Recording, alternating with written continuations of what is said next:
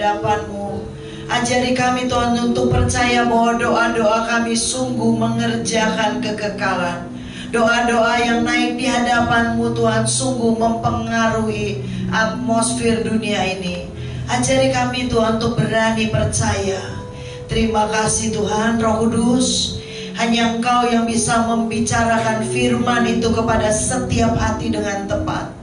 Dan biarlah malam hari ini setiap orang pulang dengan kandungan pengertian wahyu dari firman-Mu yang luar biasa ya Tuhan. Biarlah firman-Mu terus mengejar kami Tuhan, dan terus berbicara di alam bawah sadar kami, di hati kami, di pikiran kami, menuntun kami pada kekekalan. Terima kasih Tuhan, dalam nama Tuhan Yesus, amin. Silakan duduk Bapak Ibu, shalom.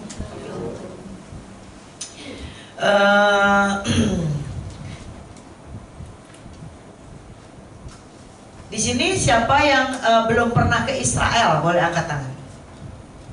Banyak juga ya. Yang udah pernah ke Israel. Yang pengen ke Israel. Oke. Ya. Saudara, hari-hari ini apakah Bapak Ibu menyadari bahwa perubahan itu begitu cepat sekali? Terima kasih. Saya lahir tahun 1976.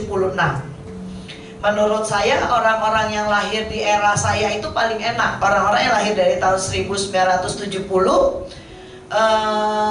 itu paling enak menurut saya ya. Oma lahir tahun berapa ya kalau 88 ya? 37 ya, berarti Indonesia belum merdeka ya. Contoh, tadi saya ke bawah ketemu dengan Oma. Oma itu umurnya 88, artinya beliau baru lahir tahun 1937. Percayalah, Oma nggak akan cerita. Kenapa? Karena udah nggak punya tenaga untuk cerita pada tahun sekitar 1937 itu seperti apa, pada tahun 1945 itu seperti apa, pada tahun 1950 seperti apa. Tetapi dia ini pasti punya ukiran-ukiran jiwa, karena dia melewati sebuah masa di mana gak ada gedung-gedung bertingkat. Dia melewati sebuah masa yang mencengkram dan mengerikan. Dan setahu saya Jepang itu masuk sekitar tahun 1940. Berarti beliau itu mengalami dua masa penjajah, zaman Belanda dan zaman Jepang. Kita tahu bahwa zaman Jepang, penjajah Jepang itu, halo Oma, datang juga Oma, datang lagi, luar biasa. Ini Oma saya sampai semangat banget kemarin nyamperin saya bilang gini, Ibu Ruth, saya udah bilang sama Tuhan sebelum Tuhan datang yang kedua kali menjemput saya mau ke Israel sekali lagi, ya. Saya bilang, Oma, saya harap Oma ikut ya, karena kehadiran Oma itu akan memberikan gemas semangat di tengah semua orang sangat takut ke Israel hari-hari ini ya. Nah, saya mau sampaikan begini. Kita lanjut cerita Oma dulu ya yang di bawah ya. Oma itu berarti mengalami dua fase. Fase penjajahan Belanda, fase penjajahan Jepang. Dan saudara tahu fase penjajahan Jepang pada waktu pergantian penjajah, bayangkan rakyat yang hidup di masa itu terornya seperti apa. Dan kita tahu penjajahan Jepang yang hanya 3,5 tahun itu lebih hebat, mengerikannya sekian kali lipat daripada penjajahan Belanda yang 350 tahun. Bisa bayangkan, orang-orang diperkosa dengan biadab sangat mengerikan oleh Jepang. Dan apapun yang pernah mereka lakukan, bagaimanapun juga ada gema tabur tuai. Hari ini negara Jepang itu memang luar biasa sangat maju secara teknologi, tapi secara kehidupan seperti kematian mengejar mereka. Sampai hari ini sekolah-sekolah itu TK, SD itu anaknya kecil-kecil, karena mereka nggak mau punya anak. Jadi seperti satu generasi itu mau punah. Ya, oke, kita bukan balik mau cerita soal Jepang, tapi saya mau sampaikan adalah begini. Jika kita membaca zaman, jika kita memperhatikan hidup, ya, bayangkan Oma di bawah itu mengalami berapa masa dalam hidupnya, ya. Oma akan masuk di fase di mana pemerintahan Bapak Soeharto, Dan Bapak Soeharto itu bapak pembangunan, artinya Indonesia dibangun, bangun gedung, bangun ini, bangun ini, bangun ini, bangun ini. Kalau dilihat-lihat Indonesia membangun dibandingkan dengan Malaysia membangun, gedung-gedung tinggi di Malaysia itu lebih banyak daripada di Indonesia, ya. Nah, spesialnya bangsa Indonesia apa? Saya cuma ngerasa Indonesia itu benar-benar tertulis di Alkitab. Dan Indonesia adalah negara yang dari Sabang sampai Merauke ada begitu banyak orang-orang yang menyenangkan hati Tuhan lewat doa-doa mereka. Makanya bangsa kita menjadi sebuah bangsa yang spesial di hadapan Tuhan. Contohnya aja ya, mungkin persekutuan ini dilihatnya sederhana. Pak Arianto meninggal udah berapa lama ya? 2021, 4 tahun yang lalu. 4 tahun yang lalu, tetapi masih ada persekutuannya dan terus berlanjut kan ya. Terus berlanjut, terus ada. Walaupun mungkin yang datang usianya udah usia golden night kalau kata Miss Iren ya. Kalau saya suka dulu nyebutnya usia mau maghrib gitu. Tapi saya menemukan sesuatu yang lebih bagus, yaitu usia golden night ya. Saya juga membaca sebuah renungan lewat video, bagus banget. Dia bilang gini, kita orang-orang yang umurnya udah 50 ke atas itu bukan orang-orang yang sudah selesai dengan hidup dan masa emas kita sudah berlalu, bukan. Justru kita ini, dia bilang gini ya, kita bukan orang yang masa emasnya sudah berlalu. Justru kita sedang dalam masa keemasan. Kenapa? Karena di usia 40-50 kita punya kematangan, kedewasaan, kesabaran, kebijaksanaan, hikmat, pengertian yang anak-anak muda nggak punya. Kita lebih stabil, kita lebih teguh. Tetapi anak muda ini masih punya gejolak emosi yang kita tahu bahwa melewati fase-fase itu, fluktuasi emosi seperti itu nggak enak gitu. Nah, jadi saya merasa iblis itu seringkali berbicara dan membisikkan sesuatu yang terdengar benar, dan kemudian hal itu melumpuhkan roh kita. Contoh, kamu udah tua, udah nggak bisa buat apa-apa. Enggak, itu salah. Kita ini tidak bertumbuh tua, kita ini bertumbuh lebih bijaksana. Kita bertumbuh menjadi lebih kaya. Kita bertumbuh lebih berhikmat. Kita bertumbuh lebih sabar. Kita bertumbuh lebih mulia.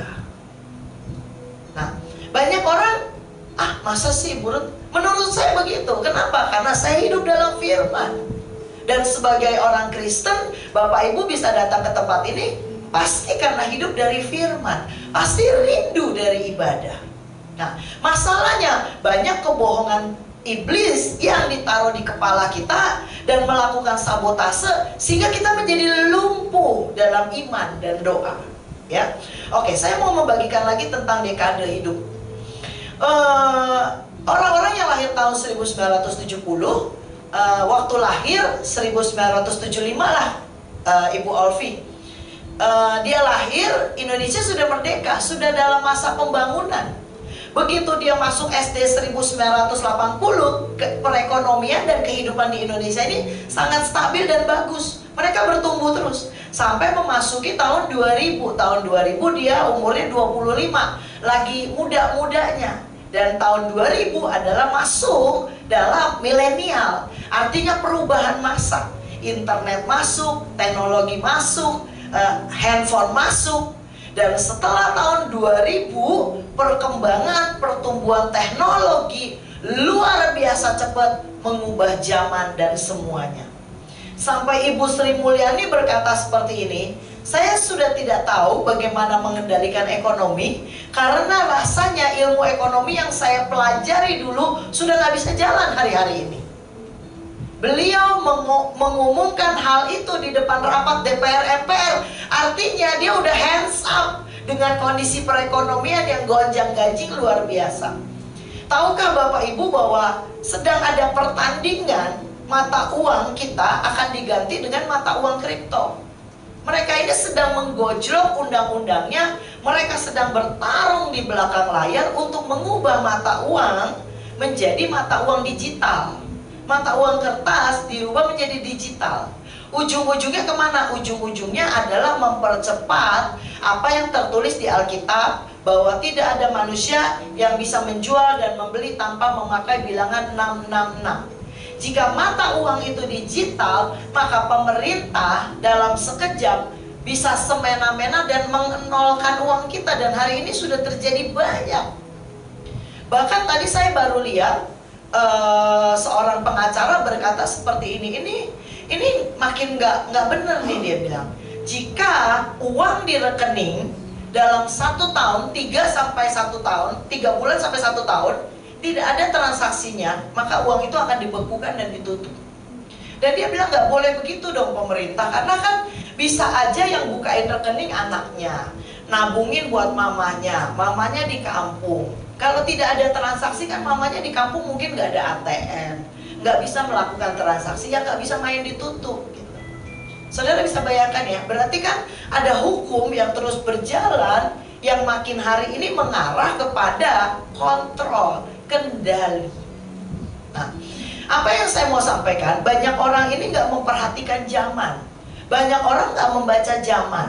Nah, sementara kita sebagai orang benar, kita tahu persis bahwa di depan mata kita antikris sedang push on untuk memerintah secepatnya. Tetapi Alkitab juga jelas berkata dengan sangat jelas bahwa doa-doa orang benar akan menahan kegerakan mereka. Makanya digitalisasi akan diperlambat prosesnya. Kenapa? Karena doa orang benar. Semua hukum-hukum itu akan terus bertanding di belakang. Kita nggak usah sibuk. Bagian kita terus berdoa, beriman, percaya bahwa aktivitas mereka akan ditahan oleh doa-doa kita. Kalau kita tahu apa yang kita doakan. Masalahnya seperti saya bilang, kadang-kadang ketidakpedulian kita membuat kita nggak membaca zaman, nggak membaca keadaan, nggak membaca situasi dan kondisi, sehingga doa-doa kita hanya berputar-putar pada anak, suami, cucu. Sementara bagaimana anak cucu kita bisa makmur kalau mereka hidup di zaman digitalisasi dan uang kripto mulai diberlakukan. Hari ini kripto itu, Bitcoin itu lagi di-push untuk bisa jadi transaksi jual beli. Dan masih ada yang banyak menghalangi. Sebab kalau mata uang itu sudah berubah jadi digital, itu sangat bahaya sekali. Ya. Oke, sekarang poinnya yang saya ingin sampaikan adalah jangan sampai ada yang menahan kita untuk ibadah. Apa itu ibadah? Ibadah itu tidak hanya datang ke ruangan ini dan kemudian kita menyanyi, menikmati pujian penyembahan yang dibawakan oleh Ibu Olvi dengan suaranya yang luar biasa, yang membangun manusia roh kita lewat pujian penyembahan. Tidak hanya itu, setiap kita punya ibadah yang kita bisa naikkan di hadapan Tuhan. Dan pastikan gema ibadah kita bergema sampai dalam kekekalan. Bagaimana caranya? Percaya, ya. Nah, Roma 9 ayat 4. Sebab mereka adalah orang Israel. Mereka telah diangkat menjadi anak. Siapa yang diangkat? Israel diangkat anak sama Tuhan.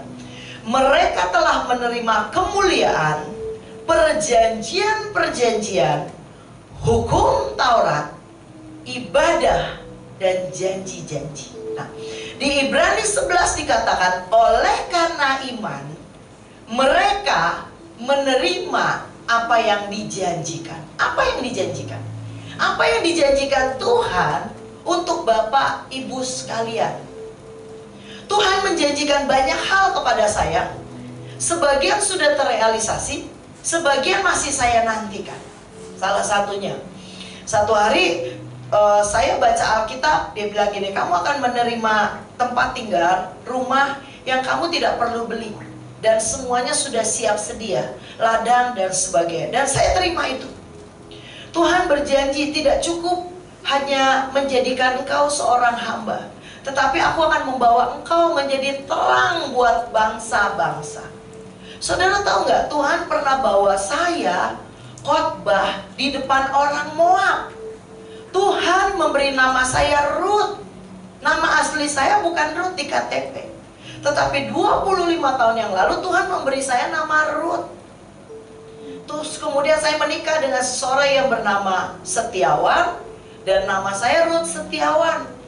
Kenapa saya dikasih nama Setiawan? Karena Tuhan janji, bahkan pada waktu kamu tidak setia, aku akan dengan setia menuntunmu kembali di hadapanku. Jadi setiap kali saya rasa hati saya berubah setia, saya tahu nama saya Ruth Setiawan, dan saya angkat tangan, Tuhan kau janji untuk menuntun hatiku kembali ke kakimu.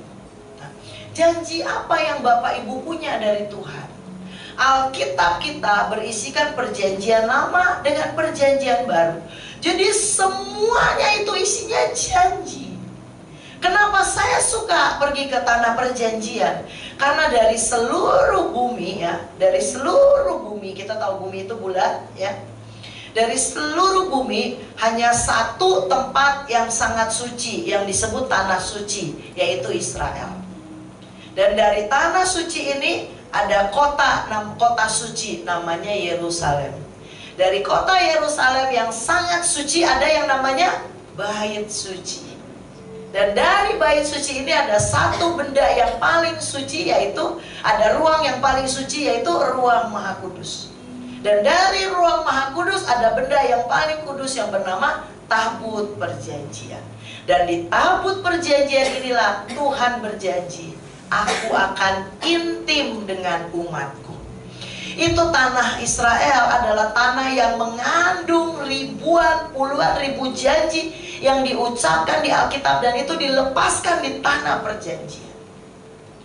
Apakah di Indonesia kita nggak bisa memperoleh perjanjian? Apakah kalau kita nggak ke Israel kita nggak bisa sih? Bisa. Mahanaim memperoleh perjanjian 7 sumpah yang dahsyat. Tapi apakah rema-rema yang luar biasa itu kita bisa tembusi ke surga? Kita punya segitu intimnya sama Tuhan. Contoh, Lot. Lot itu orang yang gak punya akses langsung ke Tuhan. Ada orang-orang tuh memang punya apa ya, seperti Abraham, dia punya akses langsung ke Tuhan. Nah, begitu Abraham itu orang perjanjian yang punya akses. Selama Lot bersama-sama dengan Abraham di bawah tudung Abraham, maka Lot memperoleh kekayaan sebanyak Abraham. Hidupnya nikmat. Kenapa? Karena dia kena blessingnya. Nah, tapi pada waktu Lot keluar dari Abraham, hanya dalam sekejap dia kembali menjadi debu dan abu, dan istrinya menjadi tiang garam. Nah, kita harus tahu dalam hidup ini ada orang-orang punya perjanjian. Pak Yusak itu orang yang punya perjanjian. Dan pada waktu Pak Yusak berkata tempat ini harus dinamakan PD Eklesia, dan walaupun Pak Arianto sempat tidak mau karena ribet, toh akhirnya PD ini disebut PD Eklesia. Saya dengan Pak Yusak tidak pernah ngobrol, tetapi waktu saya hadir di tempat ini, tiba-tiba saya merasa sangat terganggu kalau PD-nya tidak diganti namanya. Karena PD menunjukkan identitas kita. PD Eklesia, itulah identitas saudara. Kan kita nggak mau identitas kita namanya Jalan Kempis, ya. Iya saya tahu, tapi kan mirip dikit sama Kempis, ya. Makanya imannya suka kempis-kempis, ya. Kalau imannya nggak kempis, pasti Bapak Ibu nyanyinya lebih kuat dari Kak Olvi. Kak Olvi itu setengah mati loh nyanyi di sini, memompa iman. Menyanyi seperti itu nggak gampang, karena dia harus meniup roh kematian di ruangan ini, ya, supaya terpukul mundur dan hanya roh kehidupan yang mengalir di ruangan ini. Karena kalau enggak, Bapak Ibu akan dengerin firman ngantuk. Bapak Ibu nggak akan bisa fokus. Makanya angin, pencuri firman, pencuri iman harus didorong sama dia lewat pujian penyembahan. Itu ngos-ngosan loh. Tahu nggak, dia itu sering lirik saya. Kenapa dia lirik saya? Kapan Bu gantian? Ini nafas saya udah mau habis. Coba saya biarin lagi 3 lagu. Nah, begitu saya tahu dia udah harus nafas banyak, saya berdiri di tempat ini. Itu yang namanya partner ya. Nah, sekarang kembali lagi gini. Sebab mereka adalah orang Israel, mereka telah diangkat menjadi anak, mereka telah menerima kemuliaan, perjanjian, hukum Taurat, ibadah, dan janji-janji Bapak Ibu kita ibadah. Tapi adakah janji-janji Tuhan yang Bapak Ibu pegang? Dan oleh karena iman, mereka menerima apa yang dijanjikan. Apa yang dijanjikan buat Bapak Ibu? Yang dijanjikan Tuhan buat saya adalah lidahmu akan sangat tajam, menyampaikan roh kehidupan buat banyak orang. Apa yang dijanjikan Tuhan kepada saya? Saudara mau tahu, banyak kalau di print segini. Saya catat semuanya. Janji-janji Tuhan dalam hidup saya sangat banyak. Saya punya puluhan folder yang saya catat itu sebagai janji Tuhan. Dan pada waktu saya naik pesawat, saya kemanapun saya pergi, saya akan baca lagi. Bagaimana memperoleh janji Tuhan? Lewat rema. Ya, oke, saya mau bagikan contohnya. Ya, saya sangat suka sekali, apalagi hari-hari ini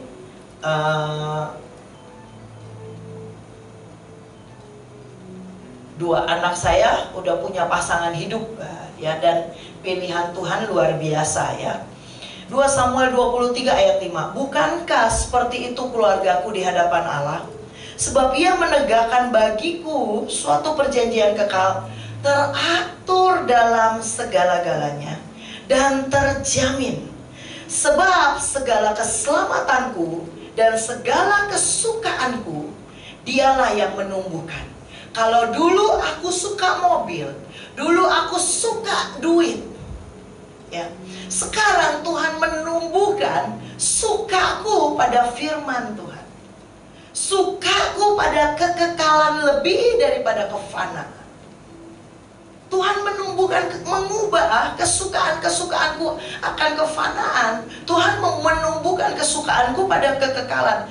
Dan dia sungguh mengerjakan. Saudara mau tahu kapan ayat ini diberikan buat saya? Sebelum saya melahirkan anak. Dan hari ini waktu saya melihat anak saya tumbuh, saya cuma bilang, wow, Tuhan benar-benar memberikan janjinya, ya dan amin. Saya bukan lahir dari keluarga orang berada. Saya juga pernah melewati masa-masa ngontrak. Dan saya juga tidak tumbuh dalam keluarga yang mudah membawa saya ke luar negeri. Kalau saya dulu kecil cuma bisa dengar orang ke luar negeri sambil berkata, kapan ya saya bisa, saya hitung-hitung. Saya sekolah, nilai saya 5,4. Saya nggak punya pengharapan untuk punya hidup yang baik kok. Secara sekuler tuh nggak bisa. Tapi di dalam Kristus, oleh karena anugerah, saya menemukan kemurahan Tuhan, sehingga saya bisa menikmati begitu banyak hal-hal yang tidak layak saya nikmati menurut saya. Tapi itu diberikan karena firman, karena janji. Nah, sekarang pertanyaannya adalah gini, kenapa janji-janji itu, firman-firman itu diucapkan dan saya tangkap dan saya nikmati hasilnya? Kenapa nggak banyak orang nikmati juga hasil yang sama? Karena menurut saya mereka tidak menganggap janji Tuhan itu adalah segalanya dan hidup depend on it. Hidup saya itu tergantung dari firman yang Tuhan ucapkan. Dan sehingga buat saya setiap hari saya menunggu itu kapan terjadi. Dan pada waktu saya setiap kali saya baca, saya yakin gemanya kayak begini loh. Nanti kalau naik kelas, mama beliin sepeda ya. Oke. Anggaplah sekarang bulan Agustus. Naik kelasnya kapan? Tahun depan bulan Juni. Betul ya? Agustus baru permulaan sekolah. Tapi tiap hari gini, mama makasih ya sepedanya, aku akan rajin belajar. Besok pulang sekolah dikasih makan, mama makasih ya sepedanya, aku akan rajin belajar, aku pasti dapat sepeda. Lama-lamanya bulan depan mamanya daripada budak udah beliin aja. Saya rasa Tuhan juga sama. Nah, kita harus meningkatkan pengharapan kita pada waktu kita datang ibadah, karena ibadah mengandung janji. Kalau saudara bilang, Tuhan, firman yang tadi dibacakan Ibu Ruth untuk keluarganya, biarlah firman yang sama menjadi milikku juga. Saudara harus agresif seperti itu ya. Nah, yang kedua, 1 Timotius 4 ayat 8. Latihan badania terbatas gunanya, tetapi ibadah itu berguna dalam segala hal. Bapak Ibu tahu hari ini ada olahraga pilates. Tahu? Ada yang tahu? Boleh angkat tangan, ada yang tahu? Pilates, nge-gym, fitness. Ya, tahu ya. Sekarang orang muda kan rajin ya, fitness ya. Zaman kita fitness nggak terlalu ada ya, zaman saya lah ya. Tapi sekarang anak-anak muda itu rajin sekali fitness, pilates ya, supaya badannya bagus dan sebagainya. Saya pegang pada firman ini, dan hampir kemanapun saya pergi, nggak pernah ada orang berani bilang begini sama saya, Ibu Ruth, dandan dong kalau keluar rumah. Nggak ada yang berani loh. Saya juga heran. Saya nunggu orangnya untuk bilang, Bu Ruth, dandan dong, lebih rapi, lebih bagus ya. Entah apakah saya cukup rapi ya. Yang pasti saya yakin saya nggak bau. Kalau parfum saya suka ya. Tapi kan perkara dandan, saudara kan tahu ya, pembicara kalau dandan tuh harus proper. Kenapa saya nggak dandan? Karena buat saya otentik diri saya adalah saya suka sesuatu yang dari dalam memancar keluar. Ya, kalau di luar nggak dandan, nggak ada yang mau manggil khotbah, nggak ada yang merasa diberkati, ya berarti jelek luar dalam. Udah simple aja. Ya, tapi kalau orang manggil, saya yakin pasti mereka lihat yang di dalam. Karena yang di luar standar aja. Dan buat saya itu bukan pengejaran saya. Karena saya tahu nilai dari gema kekekalan itu luar biasa. Ya, karena itu latihan badani terbatas gunanya. Karena anak saya bilang gini, Mama ngerti gak? Ini kekinian. Ya, sorry. Kamu suka kekinian, Mama suka kekekalan. Karena kekinian akan pudar, tapi kekekalan akan terus bergema selama-lamanya, ya. Latihan badannya terbatas gunanya, tetapi ibadah itu berguna dalam segala hal. Karena mengandung janji, baik untuk hidup ini maupun untuk hidup yang akan datang. Jadi malam hari ini kita ibadah. Tahukah Bapak Ibu bahwa ibadah yang dilakukan malam setiap minggu sekali seperti ini berguna dalam segala hal, mengandung janji baik untuk hidup sekarang maupun untuk hidup yang akan datang. Kenapa? Karena firman yang dibagikan Bapak Ibu harus ambil, kemudian baca lagi sampai Roh Kudus datang menghampirimu secara pribadi dan bernafas. Dan tiba-tiba firman itu menjadi rema, siang malam memanggilmu dan berbicara. Paling enak kalau bangun tidur, saya paling terganggu kalau bangun tidur tiba-tiba saya teringat sesuatu yang duniawi. Saya tahu berarti roh saya tidak menguasai jiwa saya. Tetapi kalau kita bangun tidur, ada firman, ada lagu, saya tahu alam bawah sadar saya dikuasai oleh atmosfer surgawi. Roh Kudus akan menghembuskan nafasnya pada firman yang Bapak Ibu baca dan kandung. Dan pada waktu kita membaca firman itu, mengandung firman itu, atau bahkan bertanya kepada Tuhan akan firman itu. Saya lagi tanya sama Tuhan begini ya. Kemarin saya khotbah di tempat Bu Indah tentang sortir. Dan ada orang-orang yang akhirnya tersortir seperti gandum dan ilalang, gadis bodoh dan bijaksana. Pasukan Gideon itu ada yang tersortir. Nah, kita juga harus tanya, Tuhan, ini diberikan contoh bagaimana kalau hidup saya tersortir. Kita harus kalibrasi hati, cek hati kita. Dan kemudian saya pulang, saya merenungkan lagi. Ada ayat yang berkata seperti ini, Petrus, Petrus, iblis datang dan menuntut supaya engkau ditampi. Kenapa Petrus dituntut ditampi? Kalau kita baca pasal itu, semua murid-muridnya, Yesus mau ke kayu salib, semua nanya, siapa yang nanti posisinya nomor 1 menggantikan Yesus? Durhaka gak tuh anak-anak? Murid-murid durhaka benar. Nggak ada satupun yang peduli dengan penderitaan dia, sedangkan dia sudah ngomong dengan sangat jelas. Tapi di kepala mereka Tuhan sangat sakti dan tidak mungkin menderita. Mereka nggak paham, mereka nggak ngerti, mereka nggak mau bersekutu dengan perasaan Kristus. Dia sangat ingin Yesus jadi raja dan mereka jadi perdana menterinya. Itu yang ada di bayangan mereka.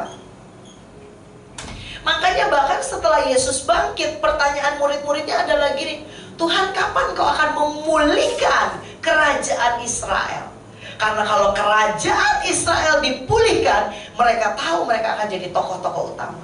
Jadi yang paling dasar di hati mereka hanya posisi demi posisi demi posisi. Bukankah itu pengejaran semua umat manusia? Kita mengejar karir, posisi, posisi, posisi. Kita digulung dengan pengejaran seperti itu. Dan waktu dibilang gini, Petrus, Petrus, iblis datang dan menuntut supaya kau ditampi. Saya lagi tanya sama Tuhan, Tuhan, muridnya 12, semua rebutan untuk punya posisi paling atas. Tuhan, siapa? Semua nanya. Tetapi kenapa Petrus yang ditampi? Kemudian ayat selanjutnya dibilang seperti ini, sekalipun semua meninggalkan kau, aku tidak akan meninggalkan kau. Wah, dia keluar dari semua kekuatan manusiawinya.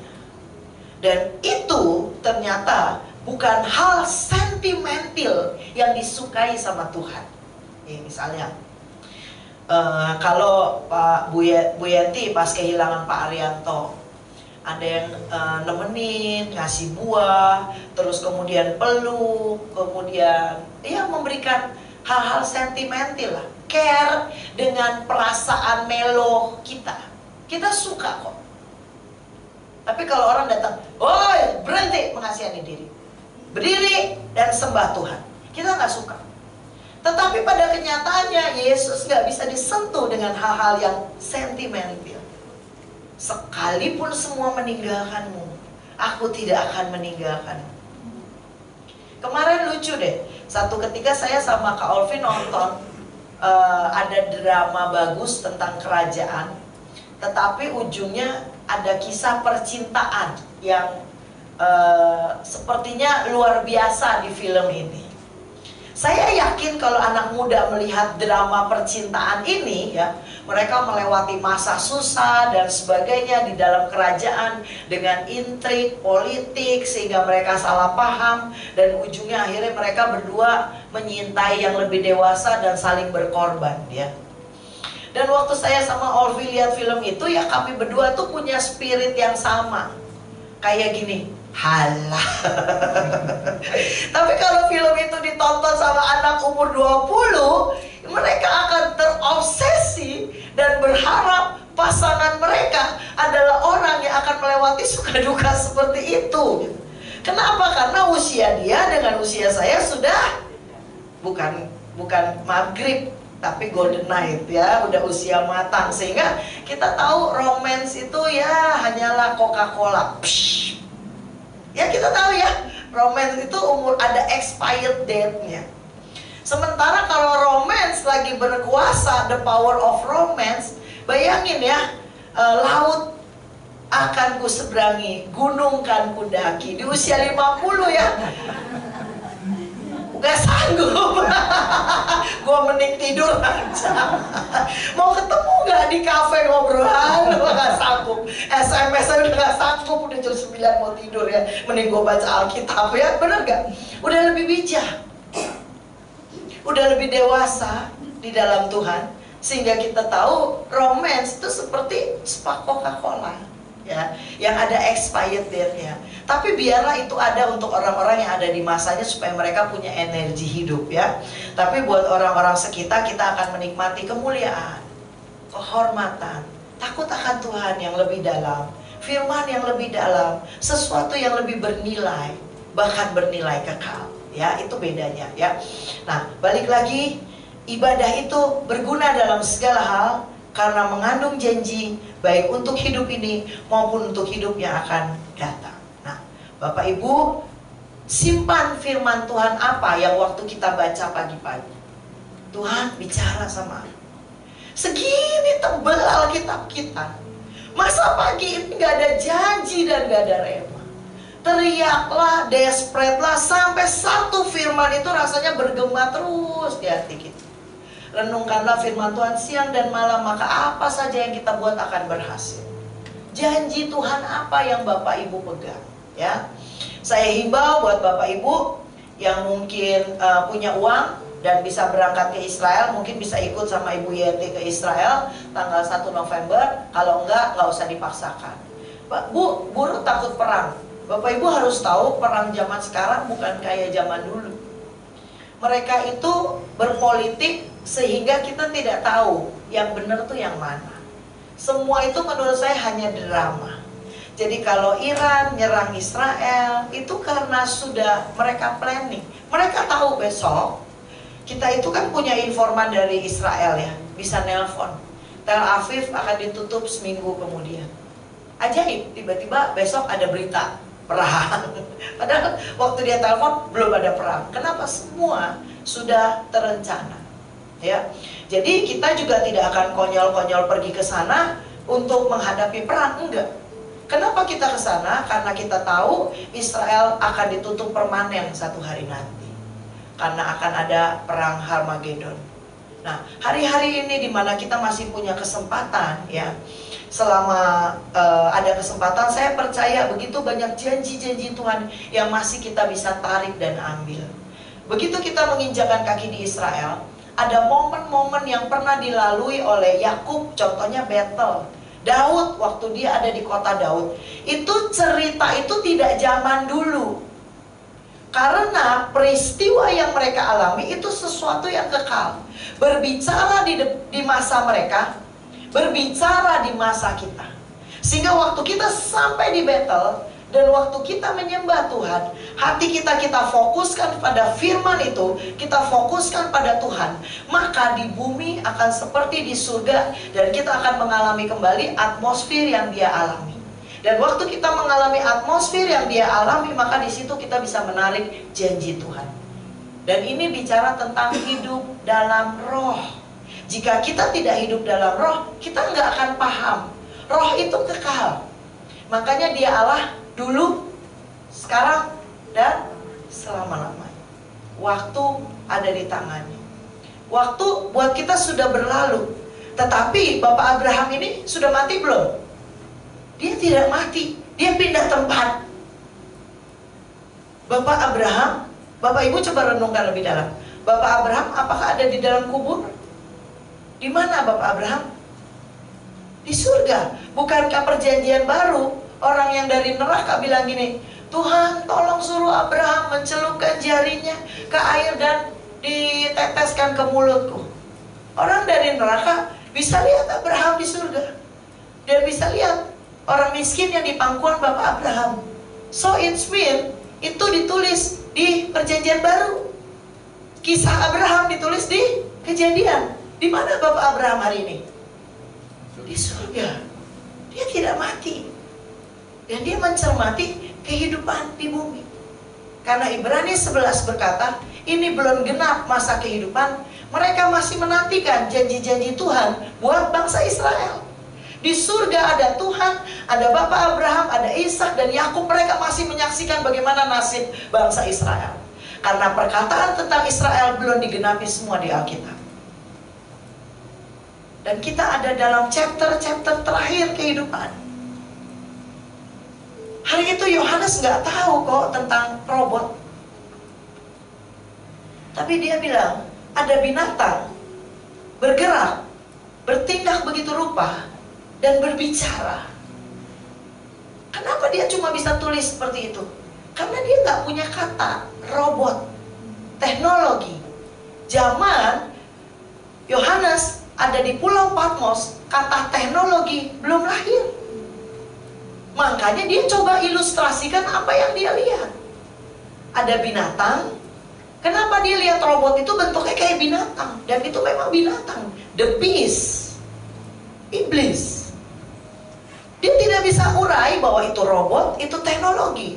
Kata itu belum ada dan belum lahir. Dan kita, di zaman kita baca wahyu, kita dapat rema.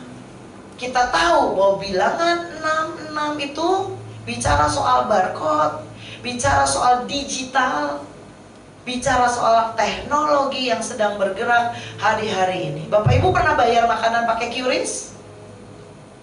Zaman kita nggak ada, zaman saya kecil nggak ada. Hari ini dengan teknologi semua cepat. Zaman kita nggak ada, karena teknologi seperti itu belum ada. Itu lahir lebih cepat setelah COVID. Jadi COVID adalah konspirasi. Dulu orang takut, hari ini orang mulai mikir, bagaimana mungkin penyakitnya ada, tiba-tiba obatnya sudah ada. Harusnya kita bisa mikir, aneh. Karena begitu penyakit ada, butuh puluhan tahun untuk menyelidiki bagaimana menyembuhkan penyakit ini. Bagaimana mungkin penyakitnya ada, tiba-tiba obatnya sudah ada. Ada konspirasi apa di belakang? Dan hari ini kita baru tahu begitu banyak orang mati mendadak karena vaksin. Bisa tuntut siapa? Dan hari ini kita lihat Amerika memutuskan mundur dari WHO. Ada apa? Orang yang mencari Tuhan akan mengerti segala sesuatu. Makanya ibadah itu berguna dalam segala hal, ya. Nah, saya mau bagikan tentang Keluaran 9 ayat 1 supaya nggak ngantuk. Mari kita baca sama-sama Keluaran 9 ayat 1. 1, 2, 3.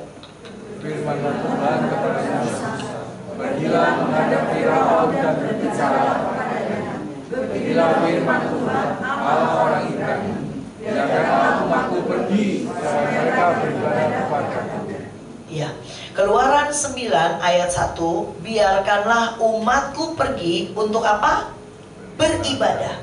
Untuk ibadah bisa dilaksanakan, ada yang namanya eksodus. Untuk ibadah bisa dilaksanakan, ada imigrasi besar-besaran dari Mesir keluar sebuah bangsa Israel.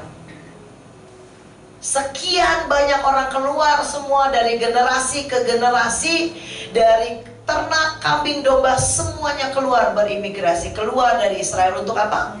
Beribadah. Dan Bapak Ibu tahu bahwa ada yang namanya pertarungan hebat antara Firaun dengan Musa. Jadi untuk ibadah bisa dilaksanakan, ada yang namanya peperangan rohani. Apa arti Firaun? Apa arti nama Firaun? Dalam bahasa Ibrani arti Firaun adalah the great house, rumah yang bagus dan nyaman.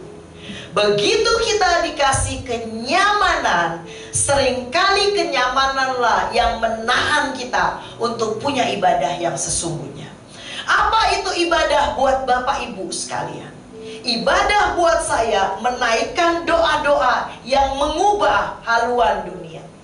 Doa-doa yang saya naikkan, saya mungkin ini terlalu spektakuler, tetapi ini sungguh yang terjadi. Tahun lalu dengan tahun lalunya lagi 2023-2024 saya pergi 2 tahun berturut-turut ke Amerika. Kenapa? Karena saya sangat concern, saya sangat tidak setuju kalau Kamala Harris sampai menjabat. Kenapa? Karena dia orang Hindu, dia penyembah berhala, hidupnya nggak jelas, dan kemudian dia melegalkan LGBT dan perkawinan sejenis, dan itu akan mengakibatkan murka Allah terhadap satu negara yang menguasai dunia. Bisa bayangkan? Penguasa dunia, penguasa Amerika sama dengan penguasa dunia. Jika penguasa dunia adalah orang Hindu, Bapak Ibu bisa bayangkan apa yang mengalir ke seluruh dunia ini. Buat saya penting, walaupun itu bukan negara saya. Saya percaya beban itu ditaruh Tuhan. Dan 2 tahun berturut-turut saya pergi ke Amerika, saya pergi ke Washington. Di sana itu obelisk. Bapak Ibu tahu obelisk nggak? Kayak pulpen, lancip, tinggi, berdiri. Di situ White House. Ya, ini ada Bapak istrinya di Amerika, ya. Kenal waktu kita ke sana, tahu persis, ya. Nah, di tengah-tengah Bapak Ibu, ajaibnya Tuhan kita, bayangin ya. Di situ Obelix tau gak sih apa?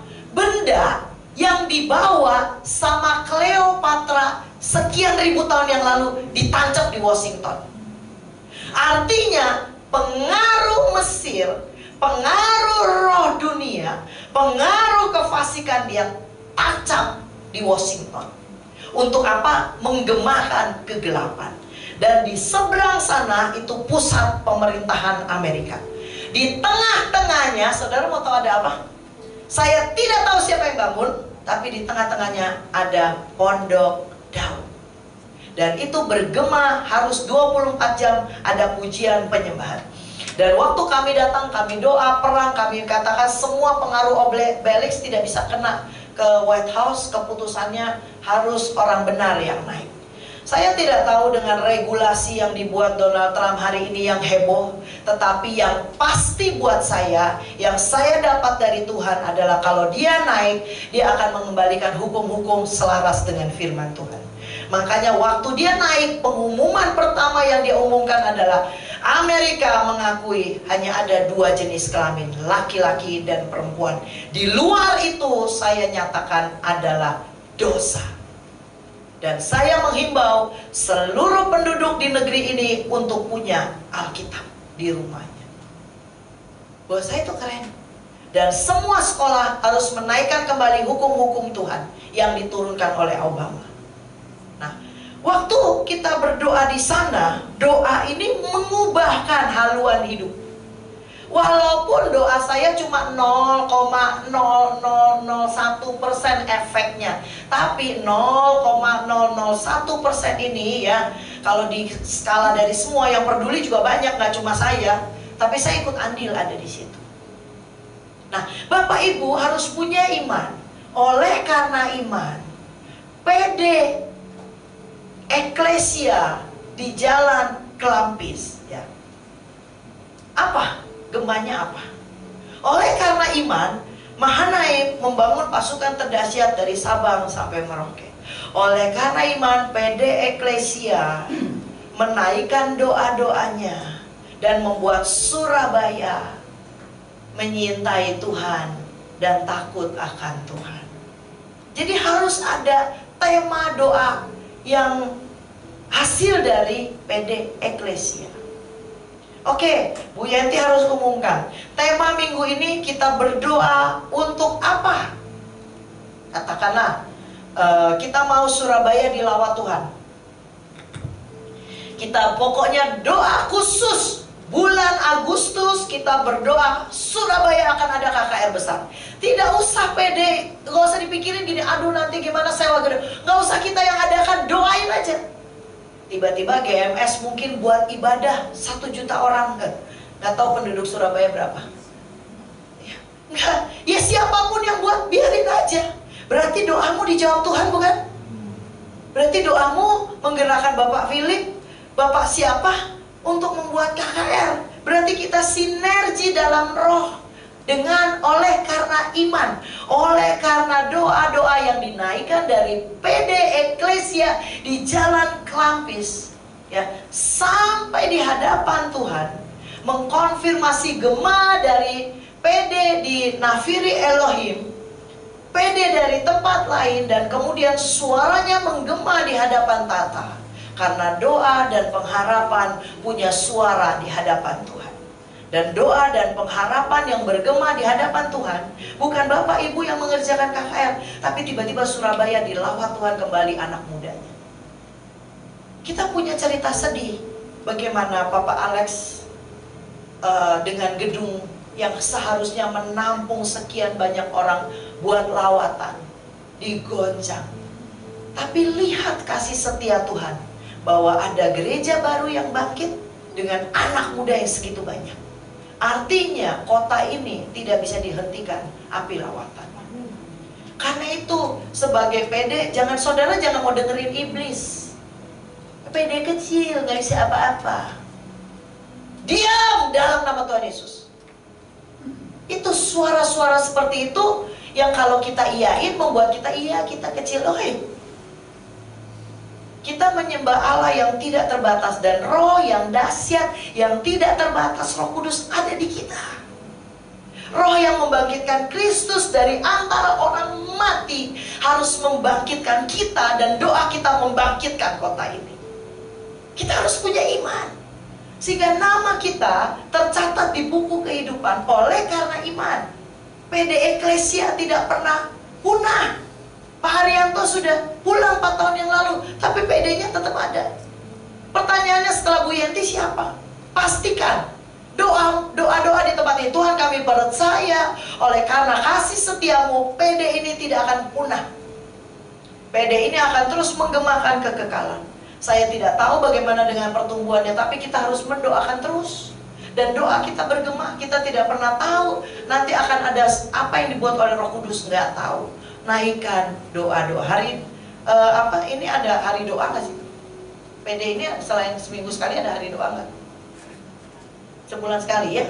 Kalau memang relanya sebulan sekali, ya udahlah. Saya juga nggak mungkin maksa untuk setiap minggu. Ya, tapi kalau tiba-tiba semangat setiap minggu ada doa bagi bangsa dari PD Eklesia, keren nggak? Wah, Pak Haryanto di surga. Waduh, Yenti pinter sekali dia. PD ku tidak selesaikan dengan nama Klampis. Dia bawa kembali nama ilahi itu. Dia pinter lagi bikin doa buat bangsa. Ya, ayolah gitu. Umur boleh lanjut ya, umur mateng, tapi doa kita bisa tembus langit dan mengubahkan jalur kehidupan. Hanya masalah percaya dengan iman. Abraham jelas-jelas Tuhan suka banget buat keajaiban lewat dari keterbatasan. Dia ini sudah mati pucuk, tidak bisa ereksi. Dan kenapa sih Tuhan harus tunggu dia tua banget? Karena Tuhan mau bilang gak ada yang mustahil buat Tuhan. Seberapa kita percaya sama Tuhan, seberapa kita mempercayai Allah yang dahsyat. Jangan biarkan Firaun menghentikan ibadahmu. Jangan biarkan kenyamanan karena alasan usia menghentikan kita ibadah.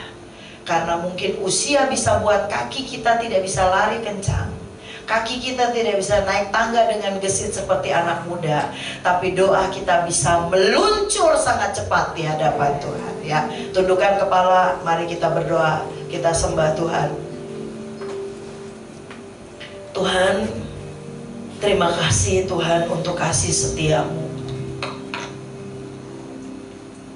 Terima kasih untuk janji pemeliharaanmu yang membuat kami ada hari ini.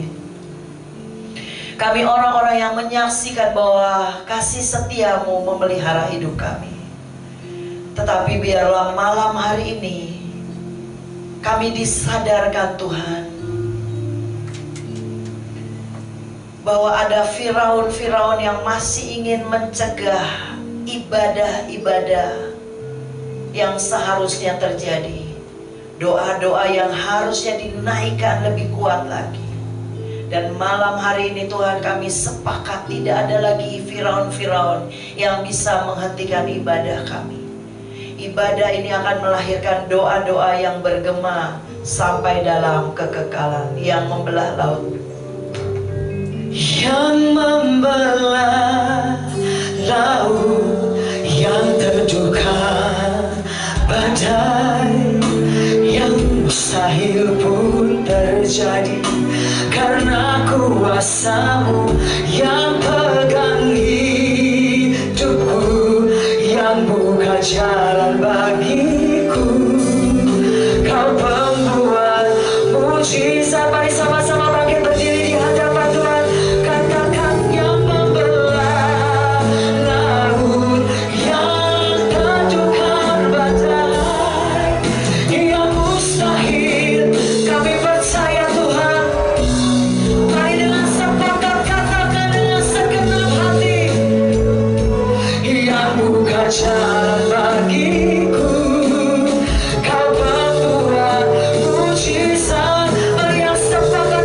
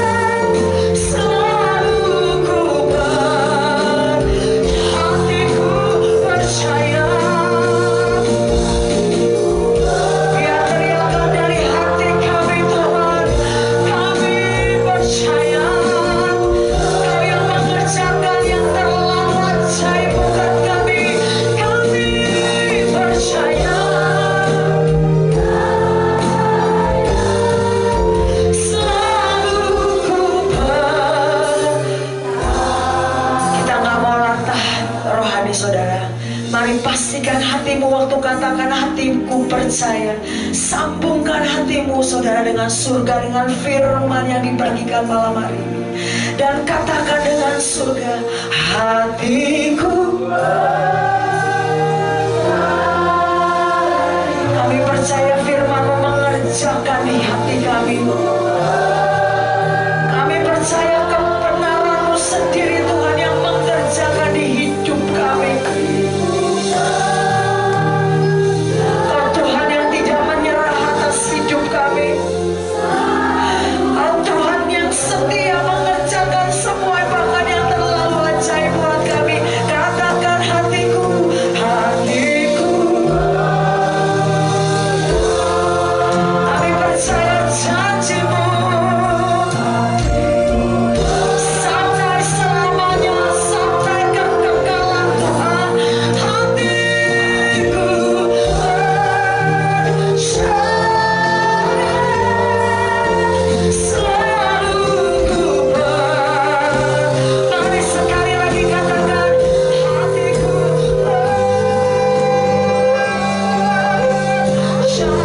hatiku percaya, hatiku percaya.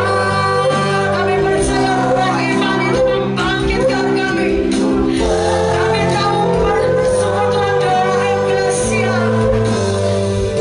Kau yang jamin Tuhan. Sekali lagi hatiku percaya, hatiku percaya.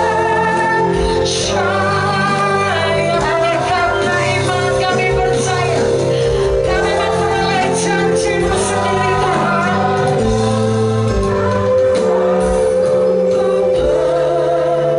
Percaya.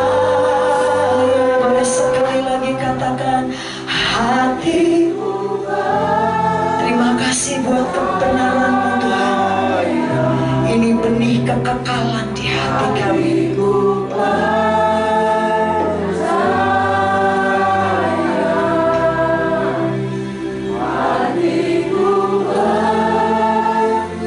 Kami sungguh menyaksikan dan akan terus menyaksikan perbuatan-Mu yang ajaib. Selalu ku percaya, selalu ku percaya. Kau buat hati kami selalu percaya, selalu ku percaya.